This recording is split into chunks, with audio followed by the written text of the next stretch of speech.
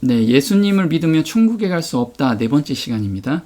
저희가 예수님은 받아야 된다 그랬죠. 예수님의 의를 받아야지만 천국에 갈 수 있고, 그 다음에 성령 하나님의 역할은 뭐냐면 저희가 받은 의를 깨우치게 하시고 또 깨닫게 하시고 인도하시고 그 의를 깨닫게 하시는 그 역할을 성령 하나님께서 해 주시고 계십니다. 그래서 예수님께서 이 의를 완성하시기 위해서 인성을 가지고 오셨는데 그 인성이 어떤 인성인지 우리가 깊이 연구해야지만 우리 삶 속에 큰 유익이 된다는 거예요.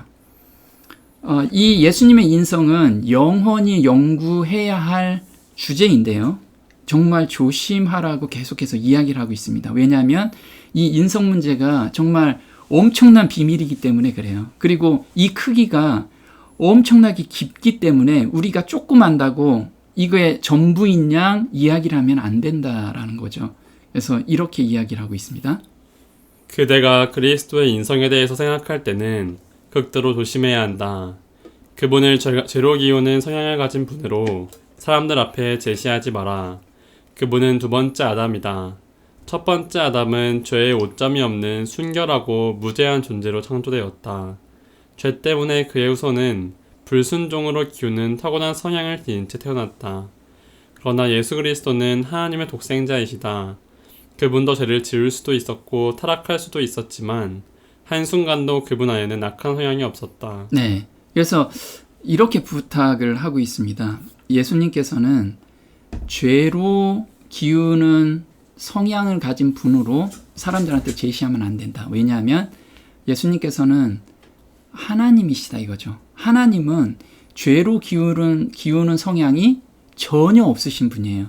그래서 혹 제가 교제할 때라도 예수님께서 그런 뉘앙스로 얘기는 안 했는데 그런 느낌이 온다면 제가 교제를 잘못하고 있는 거라는 거예요. 그래서 예수님께서는 정말 죄의 성향이 하나도 없으신 분이라는 걸 우리가 항상 생각하면서 예수님의 인성을 생각해 보자는 거예요. 근데 아담의 후손들은 다들 죄로 기울어지는 성향을 가지고 태어나요. 그래서 내가 죄를 안 지으려고 해도 죄를 자연스럽게 짓게 되는 것이 바로 그 성향을 가지고 태어나기 때문에 그렇다는 거예요. 근데 예수님께서는 그런 성향을 가지고 태어나지는 않으셨다는 거예요. 또 한번 볼게요. 그리스도의 성육신은 지금껏 신비로 존재해왔고 앞으로도 신비로 남을 것이다. 모든 사람은 그리스도를 우리와 똑같은 완전히 인간적인 존재로 만들려는 것에 대해 경고를 받아야 한다. 인간 존재는 절대 그렇게 될 수 없기 때문이다. 네, 그래서 예수님의 인성을 이야기할 때 우리랑 똑같은 사람이야. 이렇게 비교하면 안 된다는 거예요. 왜냐하면 예수님 안에는 신성과 인성이 함께 존재한 이게 우주에서도 정말 비밀 중에 비밀이라는 거예요. 그래서 단정 지으면 안 된다는 거예요. 단정. 그래서 왜 우리와 같은 몸으로 오셔야만 했는가? 예수님께서 왜 우리 인성을 가지고 오셔야 했냐면 사단의 참소 때문에 그렇다는 거죠. 한번 보게요. 사단은 아담의 아들과 딸들이 하나님의 법을 지키는 것이 불가능하다고 선언하므로 지혜와 사랑의 부족을 하나님께 돌렸다. 만약 그들이 법을 지키지 못한다면 그 법을 제정하신 분에게 잘못이 있다는 것이었다. 네, 사단은 계속해서 하나님을 참소하고 있습니다. 하나님께 뭐라고 얘기하냐면 하나님의 계명이 율법이 잘못됐기 때문에 아담의 아들과 딸들은 이걸 지킬 수가 없습니다. 그래서 이 율법을 바꿔야 됩니다.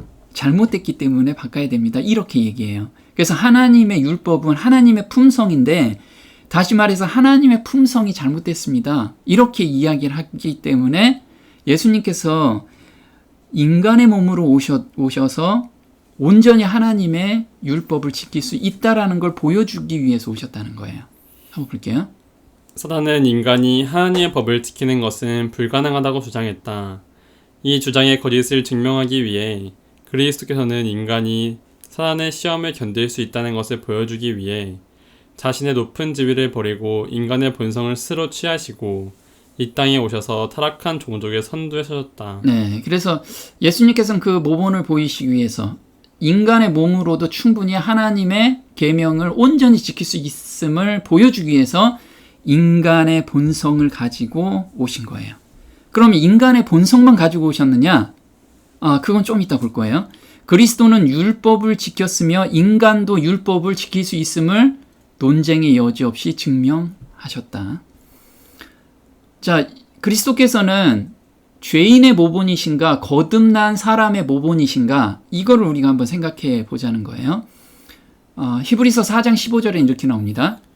우리에게 있는 대제사장은 우리 연약함을 체휼하지 아니하는 자가 아니요 모든 일에 우리와 한결같이 시험을 받은 자로 돼 죄는 없으시니라. 네, 모든 일에 우리와 한결같이 시험을 받으셨는데 뭐가 없으세요?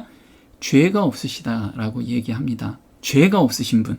그러면 죄인의 모본이 될 수가 있나요? 죄인은 죄를 없이 하시려고 오신 거고요. 거듭난 사람의 모본일 수밖에 없다라는 거예요. 거듭난 사람은 그 죄를 용서받은 그런 씨를 받았기 때문에 그래요. 그래서 죄인의 모본은 어떤 거냐면 이름을 예수라 하라. 이는 그가 자기 백성을 그들의 죄들에서 구원할 것이기 때문이니라. 그래서 죄인은 죄들을 구원하실 분으로 예수님께서 오신 거예요. 그래서 from their sins 해가지고 그들의 죄들로부터 구원을 하기 위해서 오신 거죠. 한번 볼게요.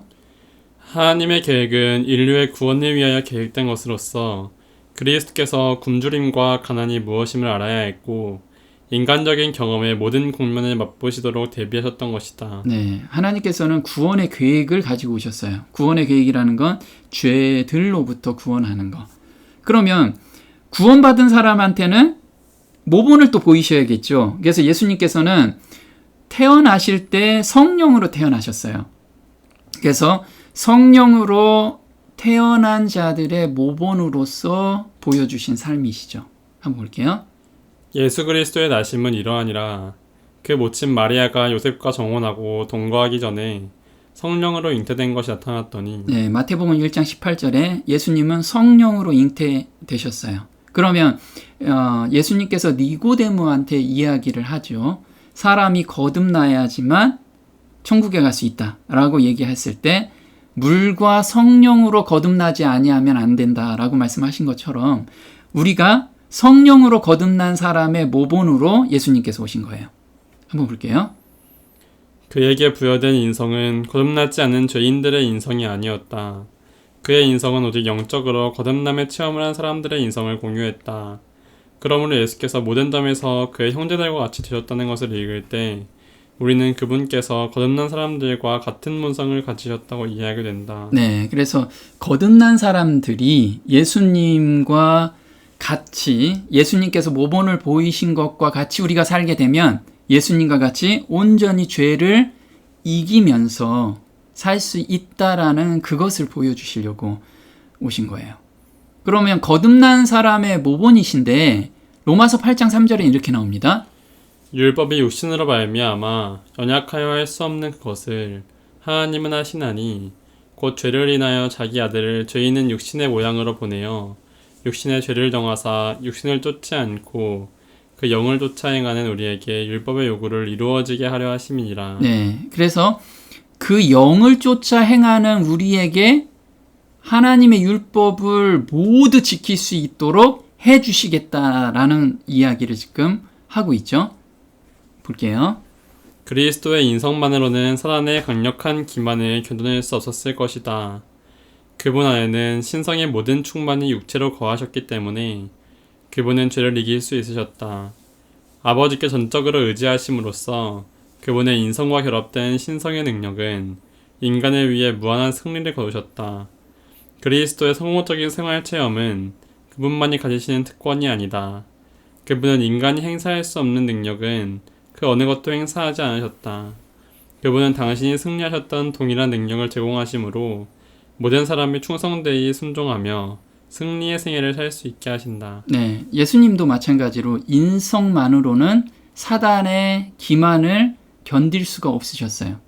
그래서 신성의 모든 충만을 육체에 거하게 하셨는데, 그러면 거듭났을 때 우리는 예수님의 의를 받잖아요. 의를 받게 되는데, 예수님도 마찬가지로 성령으로 잉태하시면서 하나님의 의, 그러니까 예수님은 원래 신성이시잖아요. 신성. 하나님의 본성을 가지고 태어나신 거예요. 하나님의 본성을. 근데 인성 안에 그게 숨겨져 있기 때문에 인성에서 올라오는 그런 유혹들을 우리가 거듭나고 나서 온전히 예수님의 그 시에, 의에 우리가 간구하고 온전히 의지하면 죄를 온전히 이기는 것과 같이 예수님이 그렇게 생애하셨다는 거예요. 자, 거듭난 사람의 오원인데 디모데전서 6장 11절입니다. 오직 너 하나님의 사람아, 이것들을 피하고 의와 경건과 믿음과 사랑과 인내와 온유를 좇으며 믿음의 선한 싸움을 싸우라. 영생을 취하라. 이를 위하여 내가 부르심을 입었고 많은 증인 앞에서 선한 증거를 증거하였도다. 네, 여기서 너 하나님의 사람아 라는 뜻은 뭐냐면 너 거듭난 사람아, 또는 너 예수님의 의를 받은 사람아, 이 단어하고 똑같아요. 그럼 거듭난 사람아, 너희 안에는 무엇을 가지고 있냐면 그 시 안에는 의와 경건과 믿음과 사랑과 인내와 온유가 들어가 있다. 그게 하나님의 품성이죠. 의. 그 의가 들어가는데 그것을 쫓으면 그것을 쫓아가라는 거예요. 그 쫓는 것이 믿음의 선한 싸움이라는 거예요. 그래서 그 유혹이 올라올 때 그 시를 계속해서 간구하고 그걸 쫓아가라는 거예요. 그러면 믿음의 선한 싸움에서 이길 수 있다라는 거예요.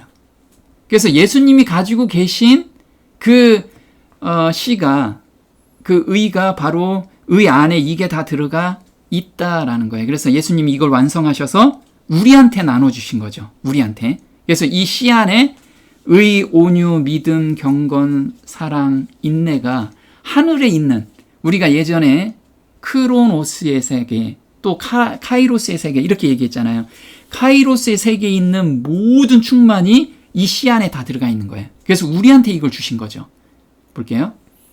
그의 신성의 능력이 생명과 경건에 속한 모든 것을 우리에게 주심에 따라 그에 관한 지식으로 말미암아 우리를 영광과 덕에 이르도록 부르셨으니. 네, 그의 신성의 능력이 생명과 경건에 속한 모든 것을 우리 안에 주셨어요.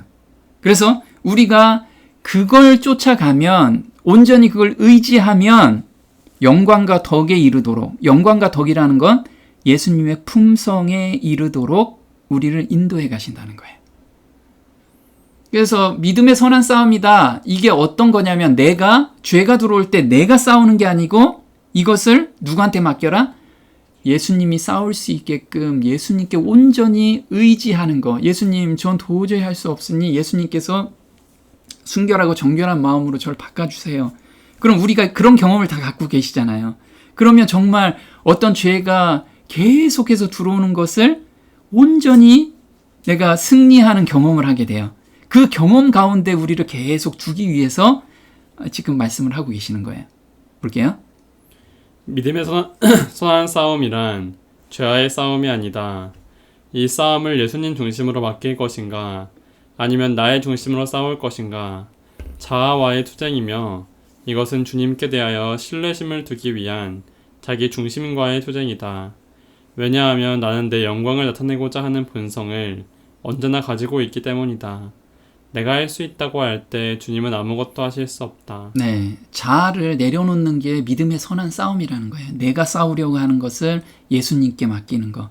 근데 이게 말로는 굉장히 애매한데 진짜 경험 가운데 들어가면 이게 어떤 말인지 다 아마 이해하실 거예요. 내가 할 수 없는, 나는 정말 작은 죄라도, 작은 죄된 습관이라도 벗어날 수가 없더라고요. 그런데 정말 하나님께서 정말 새 마음을 주시면 그걸 거기에서 자유함을 느낄 수 있는 그런 경험을 우리가 할 수가 있습니다. 자, 거듭나기 전과 후의 마음 상태예요. 이게 우리가 죄로 기울어지는 품성들인데, 만약 의를 받으면 이런 거죠. 거듭나기 전에는 죄의 유혹이 올 땐 거부할 수 있는 힘이 없어요. 그래서 그냥 죄에 끌려가죠, 우리가. 죄를 안 짓고 싶어도 그냥 끌려가요. 그게 죄로 기울어지는 품성을 우리가 가지고 태어났기 때문에 그래요. 근데 우리가 그 죄로 기울어지는 품성에서 거듭남의 경험을 하게 됩니다. 그러면 예수님의 의를 받아요. 그럼 그 의에서 우리가 능력, 하늘에 있는 모든 경건의 능력이 거기에 있기 때문에 죄의 유혹이 왔을 때 넉넉히 이기는 경험을 합니다. 예수님이 이 경험을 하신 거예요. 그래서 예수님께서는 요한복음 14장 30절에 세상 임금이 오겠습니다. 이거는 세상 임금이 공중 권세 잡은 자, 사탄의 유혹이죠. 안팎으로 유혹이 오겠으나 그러나 저는 내게 관계할 것이 없으니. 그래서 예수님께서는 그것이 온전히 유혹이 되지 않으셨던 거예요. 제가 조금 전에 말씀드린 것처럼 거듭남의 경험을 하고 나서는 성령의 충만한 가운데 있기 때문에 어떤 유혹도 유혹거리가 전혀 되지 않은 그런 경험 가운데 들어갔을 때 예수님의 인성에 대해서 제가 이해가 되더라고요. 아, 예수님께서 이렇게 온전히 이기셨구나. 한번 볼게요. 예수는 인류가 4,000년간의 죄로 인하여 쇠약하여진 인성을 취하셨다. 그분은 아담의 모든 자녀들과 같이 위대한 유전 법칙의 작용으로 나타난 결과들을 받아들이셨다.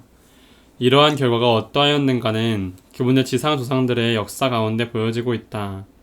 그분은 이러한 유전을 지니고 우리의 슬픔과 유혹들에 같이 참여하고자 오셨으며 그리하여 우리들에게 죄가 없는 생애의 모험을 주고자 하셨다. 네, 그래서 예수님께서는 인류가 4,000년간의 죄로 인하여 쇠약하여진 인성을 취하셨어요. 그래서 유전 법칙을 작용하고 그 다음에 그 결과로 오는 그런 쇠약한 몸으로 오신 거죠. 그런데 이러한 유전을 지니고 우리의 슬픔과 유혹들에 같이 참여하셨대요. 슬픔만 참여하신 게 아니고 우리가 당하는 모든 유혹을 다 참여하셨어요. 그런데 죄가 전혀 없으셨다는 거예요. 예수님께서 끊임없이 올라오는 내적 자아를 부인하셨어요. 그게 마태복음 26장 39절에 할만하시거든. 이것은 자아의 생각이라는 거예요. 자아의 뜻이 올라왔는데 이 잔을 내게서 지나가게 하옵소서. 그러나 나의 원대로 마옵시고 아버지의 원대로 하옵소서. 그래서 온전히 그런 자아가 올라왔을 때 하나님께 온전히 맡기셨다는 거예요. 볼게요. 예수님께서는 죄 없는 아담이 결코 할 필요가 없던 것을 항상 하지 않으면 안 되셨다. 즉 당신의 아버지 뜻에 끊임없이 잠재적으로 반대하는 내적 의지를 부인하지 않으면 안 된다는 것이다. 이 투쟁은 그가 나의 원대로 마옵시고 아버지의 원대로 하옵소서 라고 고민 중에 기도하시던 겟세마네에서 절정에 이르렀다. 그러한 내적 투쟁은 우리의 타락한 본성의 외침들을 아는 분에게만 가능한 일이다. 이러한 빛 가운데 보여진 그리스도의 승리는 신성하게 유전받고 쉽게 자연적, 수동적인 실체의 평상적인 개념이라기보다 차라리 몸부림과 투쟁의 열매인 영광스러운 원동력을 일으키는 의로 나타났다. 네, 예수님께서도 끊임없이 아담이 결코 할 필요가 없는 것을 하지 않으면 안 되셨어요. 그래서 계속해서 자아를 온전히 부인하는 그리고 하나님의 뜻에 온전히 순종하려는 그런 기도와 간구를 계속 드렸다는 거예요. 우리도 그렇게 하게 되면 우리가 거듭나기 전에는 그렇게 한다 해도 불가능하지만 이제 우리 안에 예수님이 완성해 주신 그 의가 있기 때문에 우리는 넉넉히 예수님이 이기신 것 같이 이길 수 있다는 거예요. 자, 우리가 가지고 있는 모든 속성을 가지고 계셨고 시험을 받으셨어요. 한번 볼게요. 인간이 가질 수 있는 모든 속성인 이성, 양심, 기억력, 의지, 감정을 가지고 있다. 이러한 속성 가운데서 우리 주님은 시험을 받으셨다.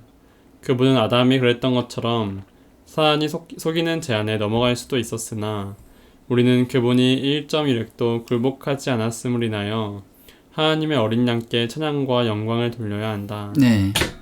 인간으로서 가질 수 있는 모든 속성, 이성, 양심, 기억력, 의지, 감정 이런 것들을 모두 가지시면서 시험을 받으셨어요.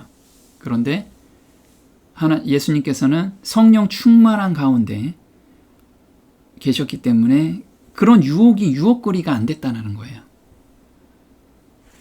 또 볼게요.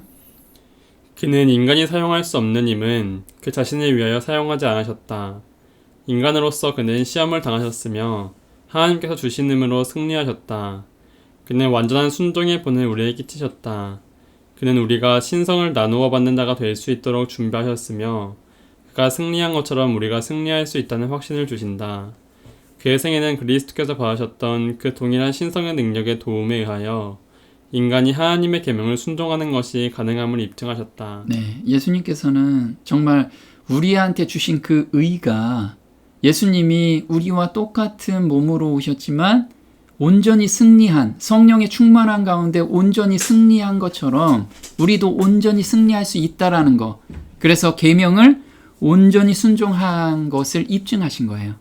우리도 그렇게 할 수 있다라는 거죠. 그럼 예수님께서 우리에게 모범만 되시냐 이거죠. 예수님은 두 가지로 오신 거예요. 첫 번째, 죄인을 구속하기 위해서 구주로 오셨고요. 또 하나는 모본으로 오셨어요. 그래서 구속으로 오신 것은 우리의 대속제물로 오셨다. 제물은 흠도 점도 없어야 한다. 그래서 예수님께서는 우리 몸으로 오셨지만 우리 육체로 오셨지만 사람의 육체로 오셨지만 죄를 한 번도 짓지 않았기 때문에 온전한 제물로 되신 거죠. 두 번째는 우리의 모본이 되신 거예요. 그 대속을 하고 나서 하나님의 품성으로 온전히 살 수 있게끔 그렇게 우리의 대모본이 되신 거죠. 우리에게 있는 대제사장은 우리 연약함을 체휼하지 아니하는 자가 아니요 모든 일에 우리와 한결같이 시험을 받은 자로 돼 죄는 없으시니라. 그래서 한결같이 우리와 똑같은 시험을 받으셨다는 거예요. 로마서 8장 3절에는 하나님의 율법을 알고 있는 것만으로는 죄의 지배를 벗어나 구원받을 수 없습니다. 그래서 율법을 막 지키려고 해서 또는 내가 예수님의 사랑을 알아요. 그것만 가지고는 우리가 구원받을 수 없다. 우리는 그 율법을 다 지킬 수도 없거니와 또 실제로 지키려 하지도 않기 때문입니다. 그래서 율법을 알지만 지킬 수도 없지만 우리가 실제로는 그걸 지키려고 하지도 않는다는 거예요. 우리 본성에는. 그래서 하나님께서는 우리를 구원하실 수 있는 다른 계획을 실행하셨습니다. 자신의 아들을 사람의 몸으로 보내 우리의 죄를 없앨 희생제물로 삼으심으로써 우리를 지배하는 죄를 멸하실 것입니다.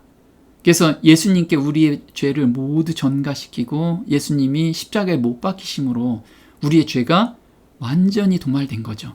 그러므로 이제 우리가 성령을 따라 산다면 여기서 희생제물로 거듭난 사람은 그 다음에 성령을 따라 살면 이게 모본이거든요. 예수님의 성령을 따라 살면 하나님의 율법을 지키며 사는 것이며 육신의 죄를 벗어나는 길입니다. 이렇게 현대어 성경으로 이게 예수님의 구주와 그 다음에 모본으로 보여주신 거죠.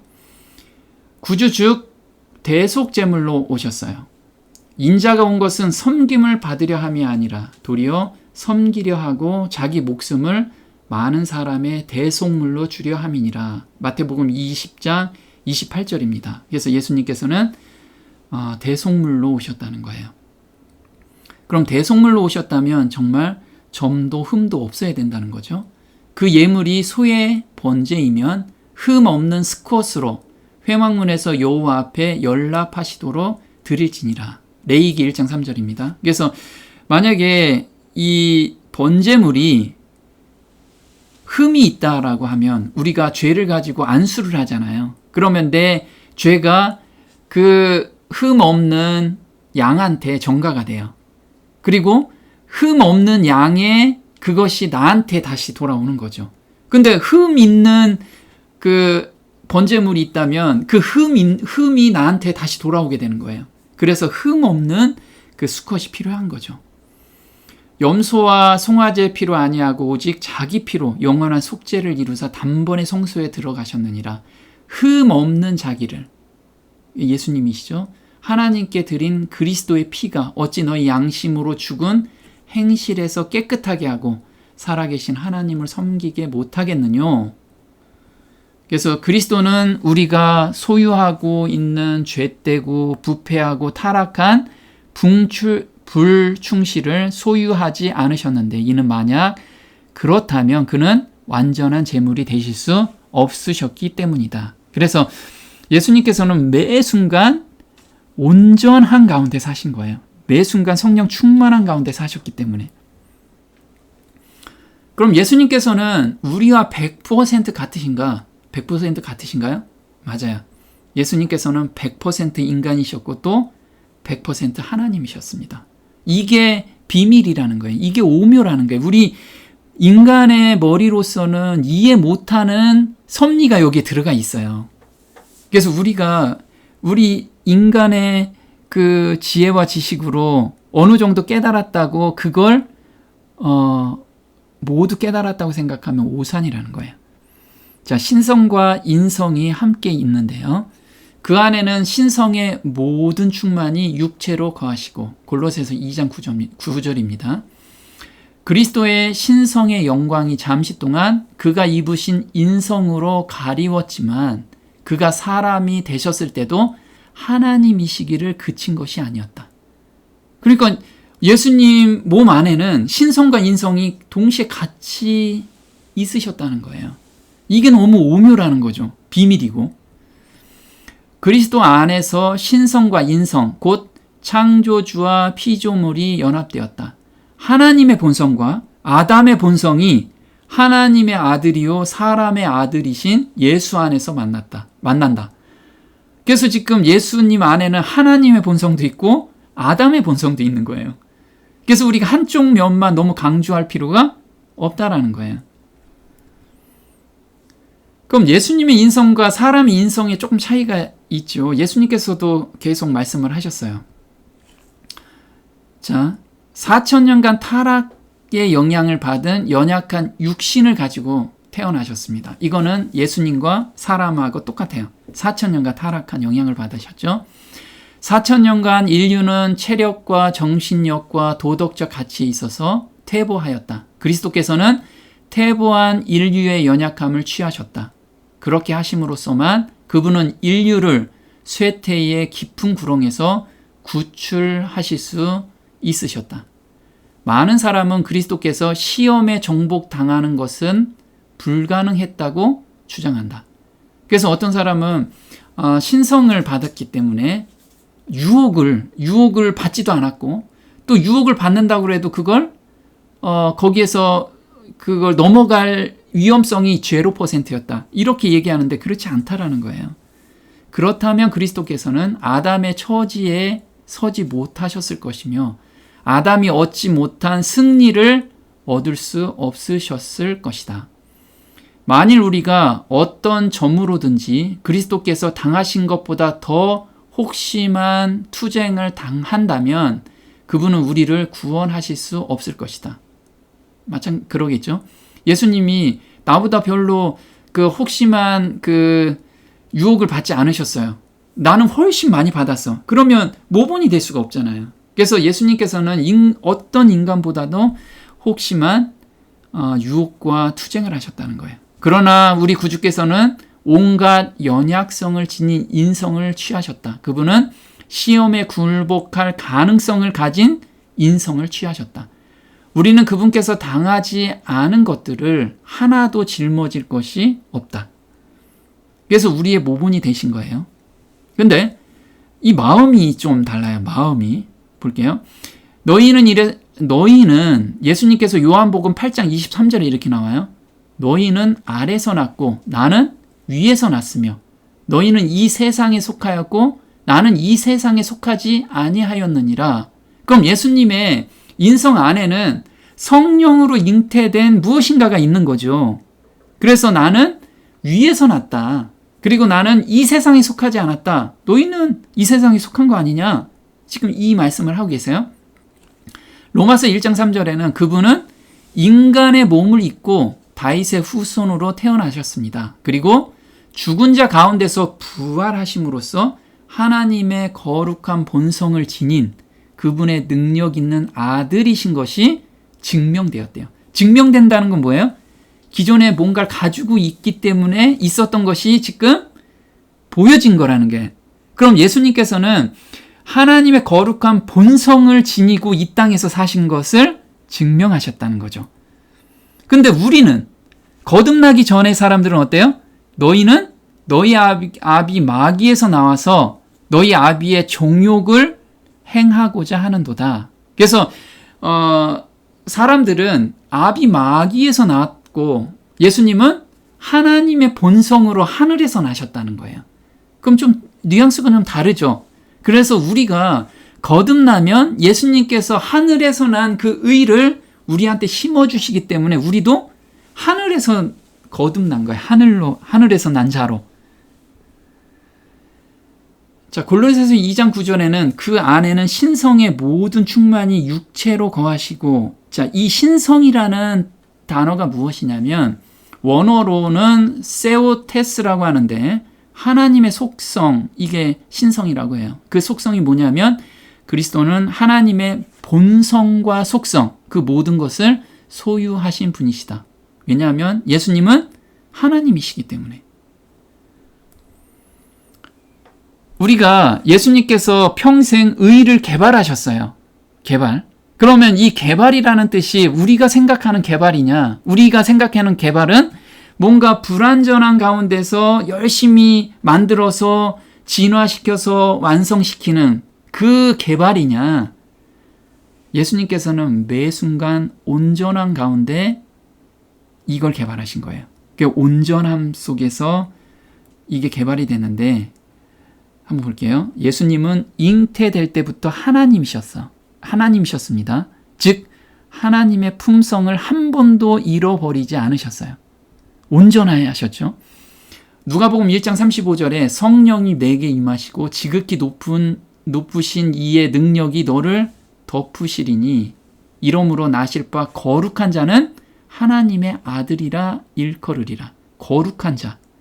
거룩하다는 거는 하나님한테만 쓰시는 단어잖아요. 거룩하다. 그것을 예수님께 쓰신 거예요. 그럼 예수님은 인성을 가지고 태어나셨지만 그 안에는 하나님의 의가, 하나님의 품성이 심겨져 있었던 거죠. 그래서 우리가 이 거듭난 사람한테 이 마음을 주신 거예요. 너희 안에 이 마음을 품으라. 예수님께서 평생 만들어 놓고 완성하신 의. 그게 하나님의 품성이라는 거예요. 그 품성을 너희 마음에 품으래요.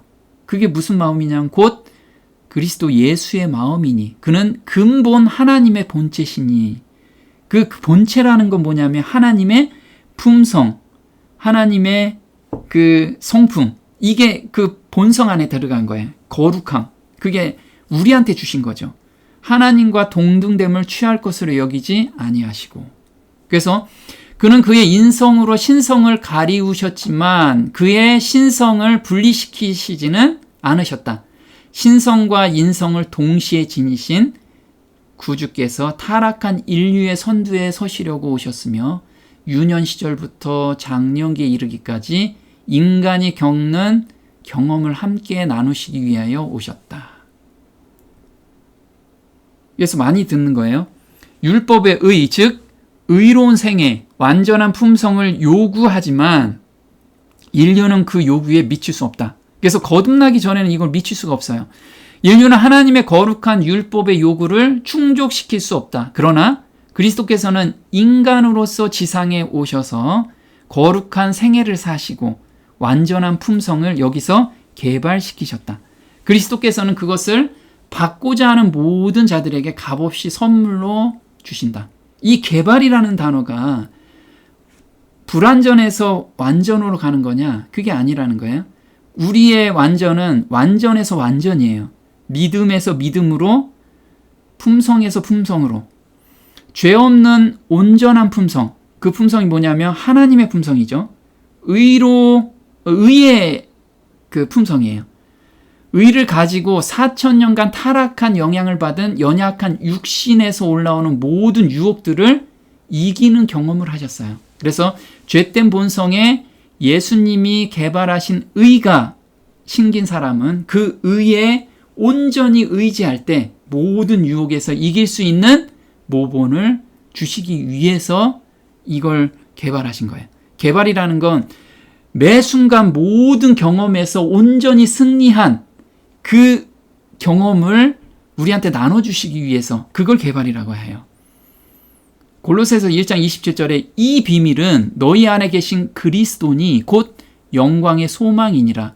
모든 지혜로 각 사람을 가르침은 각 사람을 그리스도 안에서 완전한 자로 세우려 함이니 우리가 그리스도 예수 안에 그 품성을 가지고 있으면 완전한 자로 우리를 인도해 가신다는 거예요. 완전한 자로. 거기까지 우리를 계속 인도해 가시는데 매 순간 우리를 완전한 자로 보신다는 거예요. 거기 온전히 우리가 순종할 때 이를 위하여 나도 내 속에서 능력으로 역사하시는 이의 역사를 따라 힘을 다하여 수고하노라. 그래서 성령의 음성에 내가 거부하는 나의 자아들을 온전히 드리고 그 성령의 음성에 따라가는 거, 이게 내 속에서 능력으로 역사하는 이의 역사를 따라 힘을 다해서 수고한다는 거죠. 자, 우리와 다른 점이 있어요. 우리는 태어나자마자 죄로 기울어지는 본성을 가지고 태어나요. 그렇죠? 그래서 우리는 가만히 있으면 자신의 유익을 구하는 일만 찾아요. 예를 들면 시간이 많이 있으면 오늘 어디 놀러 갈까? 그리고 좀 편하게 쉴 데 없나? 이게 우리가 죄로 기울어지는 품성을 탔다는 가지고 태어났다는 증거예요. 나의 유익만 구하는. 근데 예수님께서는 의로 기울어지는 본성을 가지고 오셨어요. 그래서 예수님께서는 가만히 계시면 남의 유익을 어떻게 하면 구할 일이 있을까? 이걸 생각하신 거예요. 그래서 우리와 다른 점이 이거라는 거예요. 그래서 우리가 거듭나면 의로 기울어지는 본성이 심어진 거예요. 예수님께서 그 본성을 가지고 계셨기 때문에 그게 하나님의 본성이거든요.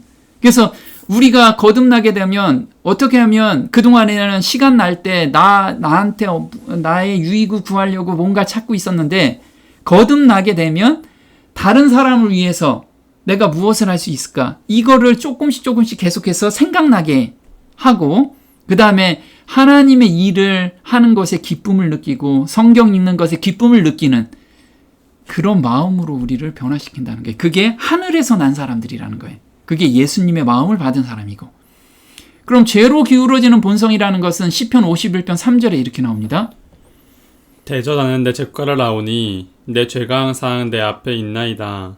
내가 죄악 중에 출생하였으며 모친이 죄 중에 나를 잉태하였나이다. 네, 내 죄가 항상 내 앞에 있는데 내가 죄악 중에 출생하였으며 모친이 죄 중에 나를 잉태하였나이다.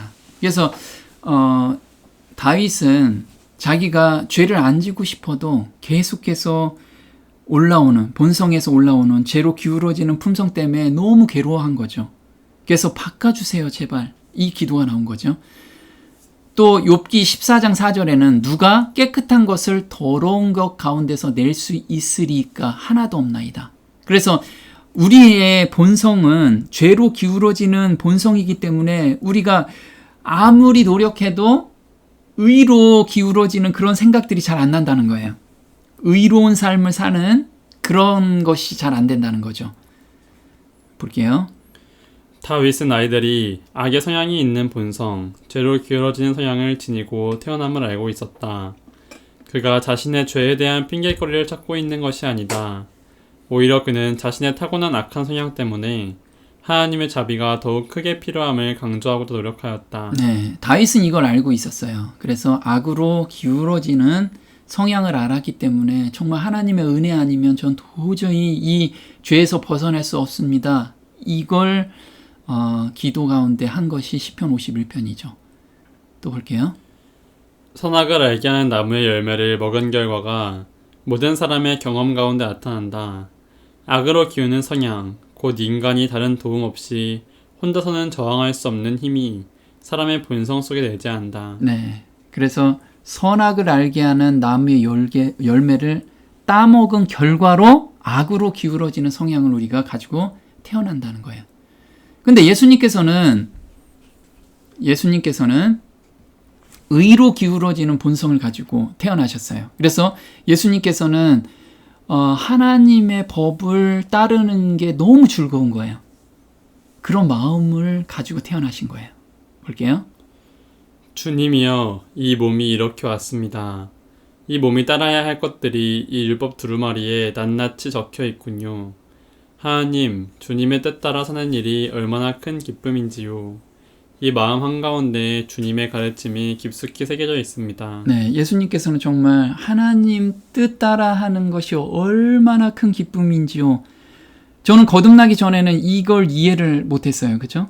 우린 근데 거듭나게 되면 하나님 말씀 따라가고 하나님 말씀 읽는 게 너무 즐겁잖아요. 너무 기쁘고. 그 다음에 하나님 말씀 깨달았을 때 정말 하루 종일 찬송을 불러도 이게 아깝지 않고 정말 너무 즐거움을 느끼잖아요. 마찬가지로 예수님께서는 이런 품성으로 태어나시고 이런 품성을 가지고 사셨다는 거예요.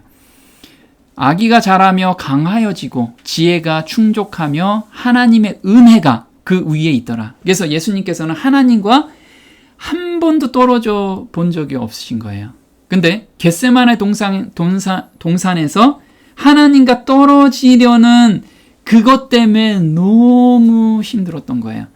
예수님은 한순간도 떨어지지 않으셨어요. 평생.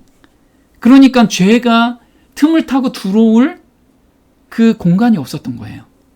한번 볼게요. 의의 편으로 기울어지는 그의 성향은 그의 부모들에게는 계속적인 기쁨이었다. 그의 말과 행동 속에는 모든 사람들에 대한 부드러운 동정이 나타나 있었다. 생기에 넘쳐 빛나는 그 어린이의 얼굴을 쳐다볼 때 아무도 그리스도가 다른 아이들과 꼭 같다고 말할 수 없을 것이다. 네, 예수님께서는 어려서부터 의의 편으로 기울어지는 성향을 나타내셨어요. 그 안에 그게 있었기 때문에. 그래서 남들을 어떻게 하면 이 복음을 제대로 전할 수 있을까? 이런 생각, 남의 유익을 구하는 생각으로만 오로지 삶을 살고 있었어요. 모든 생각이 거기에 치중해 있었던 거죠. 그래서 이게 결정적인 결정타가 십자가에서 못 박히시면서까지 남의 유익을 구하셨던 거예요. 볼게요. 이에 예수께서 가라사대 아버지여 저희를 사하여 주옵소서 자기 하는 것을 알지 못함이니이다 하시더라. 네, 예수님께서는 평생 이렇게 사셨기 때문에 십자가에 못 박히시면서도 이 얘기를 한 거예요. 저희를 사하여 주옵소서. 자기를 십자가에 못 박히는 그 자들도 사하여 달라고 합니다. 왜? 자기의 하는 일을 저들이 알지 못합니다. 그렇게 정말 지옥불로 멸망하는 그걸 뻔히 보이시기 때문에 너무 안타까우신 거죠. 자, 거듭난 사람한테는 이 본성을 우리한테 주시는 거예요. 그래서 우리는 의로 기울어지는 본성을 드디어 받게 된 거예요. 한번 볼게요. 에스겔서 36장 26절입니다. 또 새 영을 너희 속에 두고 새 마음을 너희에게 주되 너희 육신에서 굳은 마음을 제하고 부드러운 마음을 줄 것이며 또 내 신을 너희 속에 두어 너희로 내 윤리를 행하게 하리니 너희가 내 규례를 지켜 행할지라. 네, 그래서 우리한테 새 마음과 또 새 영, 새 신을 너희 속에 두어 그 속에 두면 예수님께서 하나님의 말씀을 순종하고 계명을 따라가는 것이 너무 즐거운 것처럼 우리한테도 내 율례를 행하게 하리니 너희가 내 규례를 지켜 행할지라. 이게 억지로 지킨다는 게 아니고 그걸 지키면서 너무 행복하기 때문에 그렇게 지키는 마음으로 너희한테 심어주겠다는 거예요. 그게 거듭난다는 거예요. 거듭난다는 거. 자, 또 볼게요. 베드로전서 3장입니다. 물은 예수 그리스도의 부활하심으로 말미암아 이제 너희를 구원하는 표니 곧 침례라. 육체의 더러운 것을 제하여 버림이 아니요 오직 선한 양심이 하나님을 향하여 찾아가는 것이라. 네, 지금 보면 육체의 더러운 것을 제하여 버림이 아니요 오직 선한 양심이 이제 우리한테 선한 양심이 심겨졌어요. 그것이 누구를 향하여? 하나님을 향하여 찾아가는 거예요. 계속해서 매 순간 죄의 유혹 가운데 있을 때도 하나님의 율법을 즐겨 순종하는 마음이 더 좋아서 그쪽으로 우리가 계속 쫓아가는 거죠. 볼게요. 성령께서 신성이신 그리스도로 인성을 취하실 수 있게 해주셨던 것처럼 그 동일한 성령께서 우리가 하나님의 품성의 특성들을 취하는 일을 가능케 해주신다.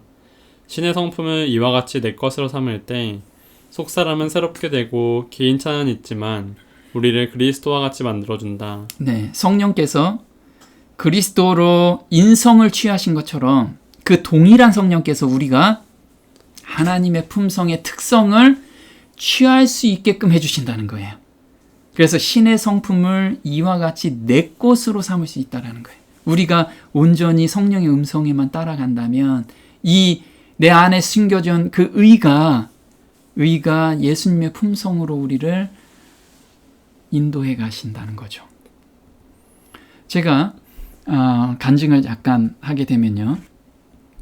제가 거듭남에 대한 것을 다시 한번 묵상을 해보면서 예수님의 인성에 대한 것이 제가 정리가 된 부분이라 제 간증을 간단히 해보겠습니다.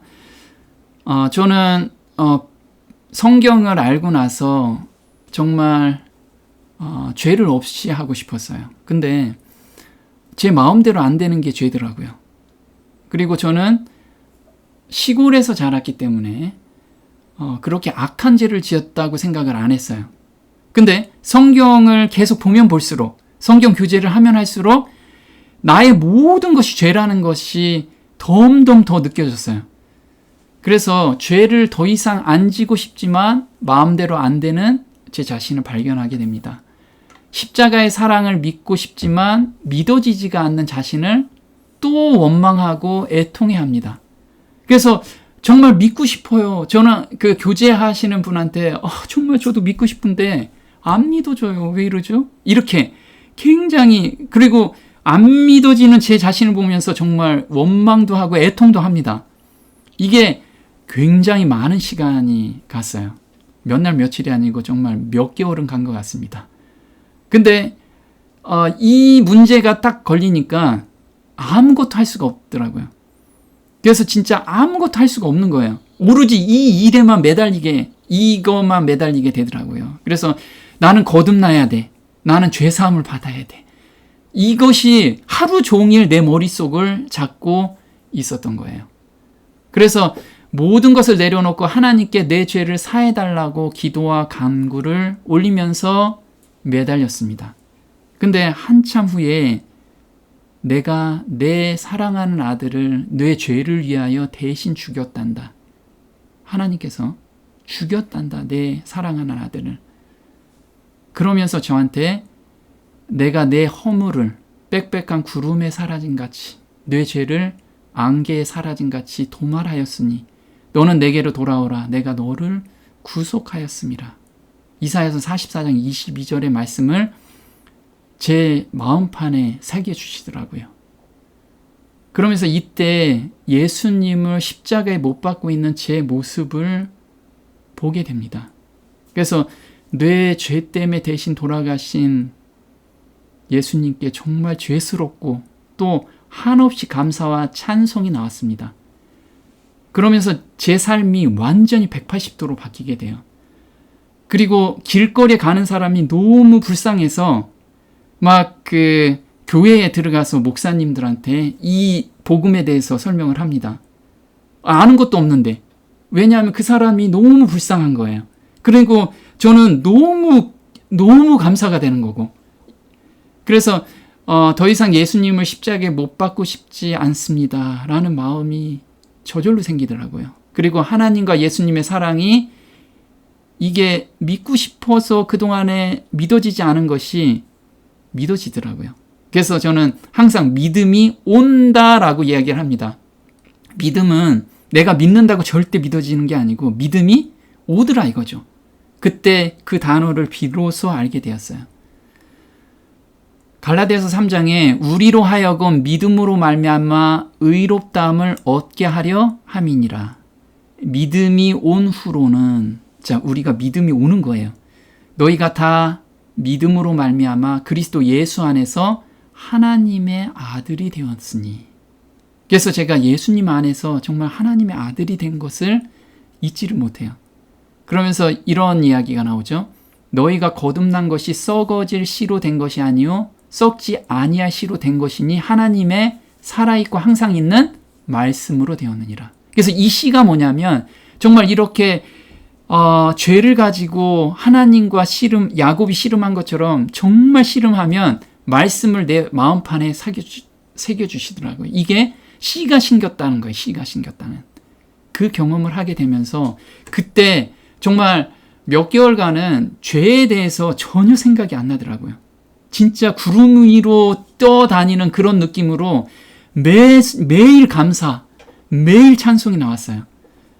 그래서 예수님께서 우리 육신의 몸으로 오셨다고 하는데 정말 이런 가운데서 사셨구나 라고 제가 이해가 되더라고요.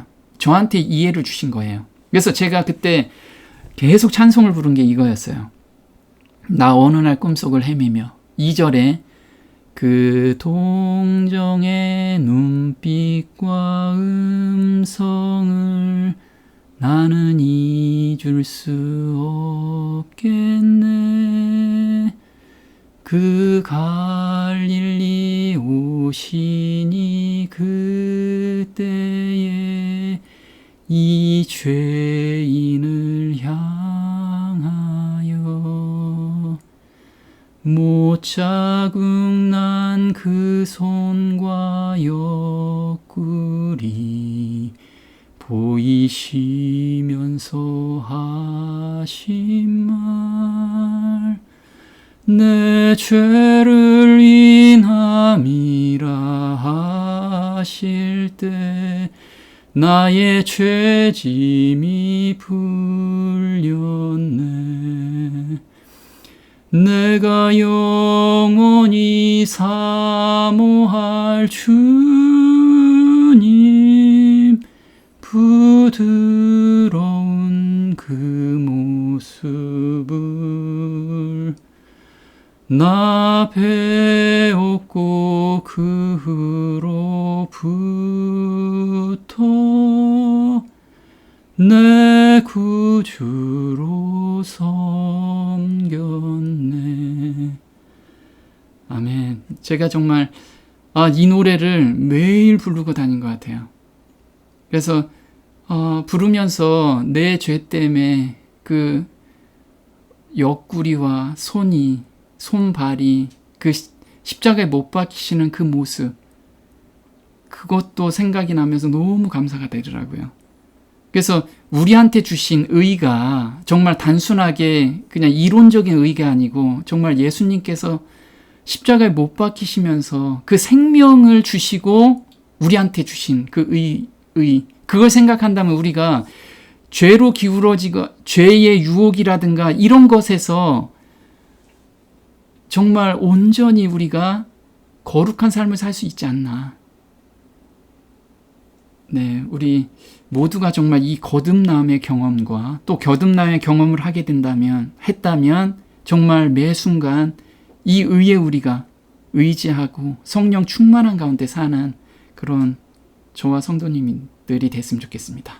오늘 여기까지 하겠습니다.